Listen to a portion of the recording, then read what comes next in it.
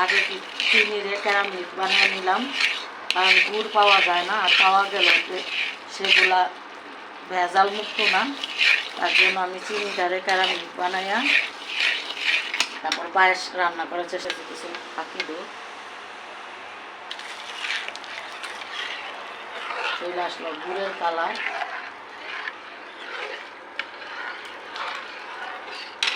আছে দারচিনির গুঁড়া, এলাচির গুঁড়া আর তেজপাতা দিয়ে চালগুলারে ফেটাই নিছি।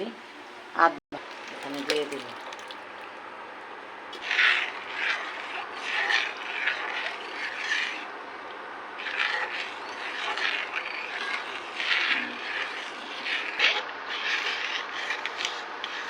আগের থেকে কুড়ায় রাখা নারিকেল দিয়ে দিলাম,